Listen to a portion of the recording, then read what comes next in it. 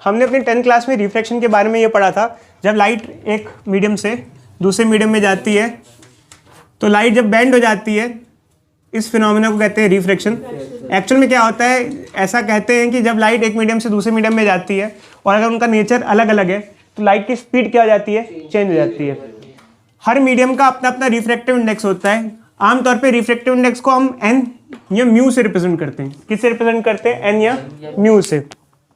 Refractive index किस चीज का आइडिया देता है, रिफ्रैक्टिव इंडेक्स मीडियम की ऑप्टिकल डेंसिटी के बारे में बताता है। क्या बताता है, refractive index gives idea about optical density of medium, density of medium.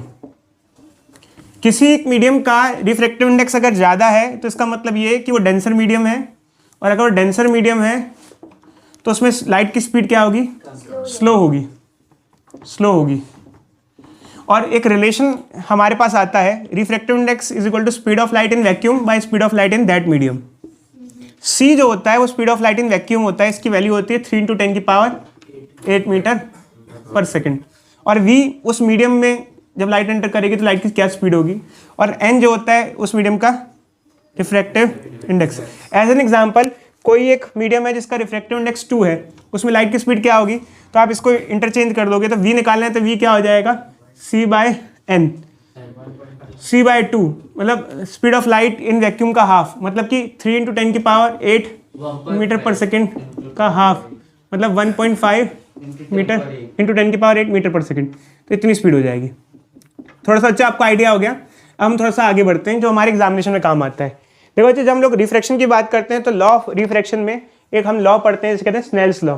Snell's law ये कहता है कि देखो बच्चे, ये जो लाइट आ रही है इसे कहते हैं इंसिडेंट रे, और ये नॉर्मल है, इसे कहते हैं एंगल ऑफ इंसिडेंस। ये है रिफ्रैक्टेड रे, रिफ्रैक्टेड रे, और ये है इंसिडेंट रे। अब होता क्या है, इसको कहते हैं एंगल ऑफ रिफ्रैक्शन। तो स्नेल्स लॉ ये कहता है n1 sin i is equal to n2 sin r। अब एक्चुअल में क्या है कि हमने ये टॉपिक इसलिए अभी लिया है क्योंकि हमको एक न्यूमेरिकल देखना है, तो न्यूमेरिकल देखना है ताकि आप लोग इसको अप्लाई कर पाओ। ठीक है बच्चे, करते हैं। देखो बच्चों, हमको रिफ्रैक्शन से एसोसिएटेड 2 न्यूमेरिकल्स दिए गए। तो पहले न्यूमेरिकल में ये दिया है कि ये हमारी डायग्राम दिया हुआ है, इसमें ये इंसिडेंट रे है, ये यहाँ रिफ्रैक्ट हो रही है, फिर ये बाहर जा रही है। तो बोला गया है कि ये एंगल ऑफ रिफ्रैक्शन क्या होगा। तो सीधी सीधी बात है, ऐसे सिचुएशन में हमको रिफ्रैक्टिव इंडेक्स अगर वगैरह सब दे रखा है तो हम ये फॉर्मूला यूज़ कर लेंगे। अच्छा, अगर आउटसाइड मीडियम कभी ना दिया हो तो आप क्या मान के चलोगे, एयर मान के चलोगे। एयर का रिफ्रैक्टिव इंडेक्स क्या होता है, 1 होता है। ठीक है, तो यहाँ क्या हो जाएगा, n1 फर्स्ट मीडियम का हम क्या मान लेंगे, 1 मान लेंगे। ये लगाते हैं, ये फॉर्मूला हम यूज़ करते हैं। साइन i कितना है, साइन 60 इज इक्वल टू क्या आ जाएगा, n2 क्या है, √3 साइन x। इसको नीचे ले आएंगे। ठीक है, साइन 60 कितना होता है, √3/2 √3 साइन x। साइन की वैल्यू हाफ कब होती है, जब 30 डिग्री का एंगल। ठीक है, तो ये बच्चों x क्या आ जाएगा, 30 डिग्री आ जाएगा। ये तो बहुत बेसिक था, डायरेक्टली यूज करना था, इसमें कोई दिक्कत नहीं है। बाकी देखो बच्चे, ये जो क्वेश्चन है इसमें थोड़ा दिमाग लगाना है। अब इस पे आते हैं। ठीक है, क्या मैं इसे मिटा दूं, यस सर। रुके, लिख लो अच्छे जल्दी। बहुत बेसिक सा ही है ना।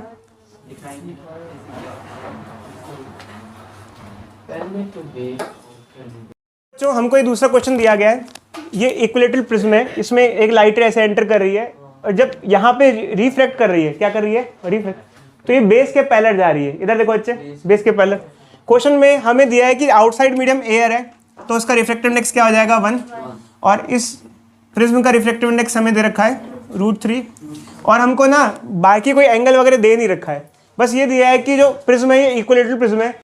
देखो बच्चों, हमको यहाँ पे फॉर्मूला लगाना है, n1 sin i is equal to n2 sin r। तो यहाँ पर क्या है, हमें n1 गिवन है, n2 गिवन है। n1 क्या है, जो बाहर का मीडियम है वो एयर दिया है, तो n1 की वैल्यू 1 हो जाएगी। जो प्रिज्म का मीडियम है वो n2 है बेसिकली, और इसका रिफ्रैक्टिव इंडेक्स हमें √3 दे रखा है, और हमको बेसिकली i और r दोनों गिवन नहीं है। तो अब बेसिकली एक इक्वेशन में 2 अननोन चीज़ें हैं, ये हम किस तरीके से करेंगे, तो हम ज्योमेट्री की मदद से r की वैल्यू निकाल लेंगे। हमको ये दिया हुआ है, ये इक्विलेटरल प्रिज्म है, तो इक्विलेटरल प्रिज्म है तो एंगल कितना हो जाएगा, 60 डिग्री। अब हम यहाँ पे नॉर्मल ड्रॉ कर लेंगे। अब ये वाला एंगल है आई और ये वाला एंगल है आर। अब ये एंगल 60 है तो ये एंगल भी क्या हो जाएगा, 60 हो जाएगा, कॉरस्पॉन्डिंग एंगल।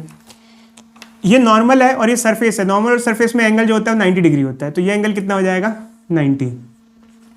तो ये 60 है, ये आर है, और 60 प्लस आर क्या हो जाएगा, 60 प्लस आर मिला के क्या हो जाएगा, 90 डिग्री। तो एंगल ऑफ रिफ्रैक्शन क्या हो जाएगा, 30 डिग्री।